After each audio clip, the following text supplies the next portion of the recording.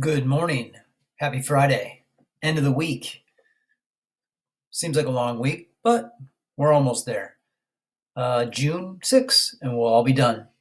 So, where are we at? Well, let's first and foremost give a shout out to our Super Marios: Alex Murray, Celia Yang, Cameron Keys, Layla George, and Cameron Etzel. Knocked it out of the park, 10 for 10, on the second Google drawing where they had to show what happens to that ethanol molecule. Great job. And you also had your energy cards in the correct spots. Those of you that submitted those drawings should have received them back with some feedback. Make those corrections so crucial to your learning, to get that feedback and get better at something. I can't say enough about how much I appreciate everybody doing this, and I am very proud of you for stepping up to the plate and taking that feedback and making those corrections. That is awesome, and that's what we want. We want everyone out there to get the most out of this. Hey, don't want to leave the Yoshis out. I love the Yoshis. The Yoshis are right there, with the Marios, for that particular activity. So if you were a Yoshi on that activity, you have nothing to hang your head for. Outstanding job. Keep it up, and we'll keep striving to get even better.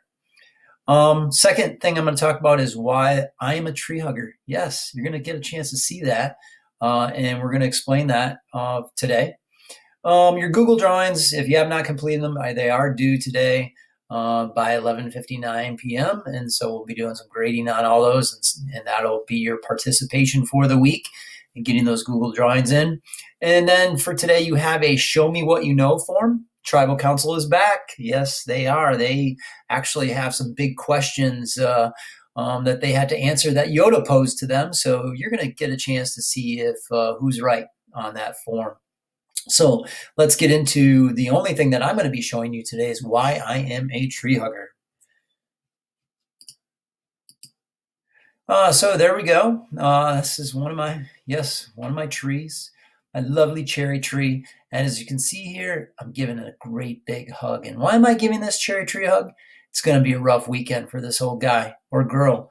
Actually, yes. Are they girls or are they guys? Well, trees in general have both.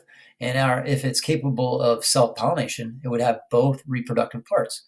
So this tree, it's going to be a tough weekend. Some of you may know this. It's going to get cold, and I'm worried. The tree has just started to blossom, and there's still quite a few blossoms that have not come out just yet, but there's quite a few that are out there. So what is a blossom? Well, I took a nice picture of a blossom here. Pretty cool. And you can see the parts to it. So we're going to kind of talk a little bit about some fruits, because I'm a fruit, love fruit. So here we go. We have this apple blossom right here. And you can see this is actually parts of a flower. This part right here is called the pistil, all right, and is actually the female part of the plant. So I'll give that the old female sign there, and that's called the pistil. And what pollen will do is pollen can come from these, what are called anthers, which is the male part of the flower, and that pollen can travel over, and then when it goes down this tube, it goes all the way down this tube, down into what is called the ovary. So the ovary is down in this area here. Actually, I think that was a scavenger hunt item today for AP Bio. The ovary is down in this area, and that's where the fruit will actually develop. So these things are quite fragile. And you know what? If any water gets in here and freezes, those crystals can destroy this tissue and destroy the blossom. It can harm the tree's ability to form fruit. So a lot of your orchards out there are probably pretty nervous this weekend and are going to be doing some things to try to prevent this from occurring. I know I talked to Mr. Casali just the other day, and he was starting to prep for this for his orchard that they have on Okemos Road that some of you are familiar with. So again, I'm a tree hugger, and you know why? Because I love cherries and I love cherry pie.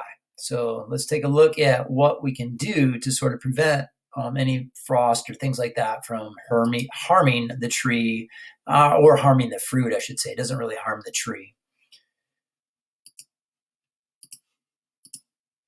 All right, so as you can see here, we have two different pictures of what it's like if it does freeze, or in this case, it looks like there's some snow in this. But if this is a really hard frost, you can see these ice crystals could get inside some of this tissue and could cause some problems. So this would be very bad for the tree, for the fruit, I should say, again, the blossoms and things like that in terms of their development so that the fruit could develop. If we come over here, we see that we have this coating of ice on this, and this is actually good. So what a lot of orchards will do is they will spray their trees with water, and this water will then form a nice little cocoon around the blossoms, whether it be apple blossoms or cherry blossoms, and that'll protect it from a harsh frost or that that cold getting deeper into the tissue and causing problems. Very similar to when you pull out food from the freezer and then you notice that it's freezer burnt. A lot of times things get freezer burnt because of the air and the ability to air sort of to get to something and cause water to be pulled out and freeze and damage those tissues. So again, give your trees a hug. Have a great weekend. Good luck on that form that is being posted today. Get that done as soon as you can. And then we will start next week with a brand new unit. Why does everything poop? Have a great weekend.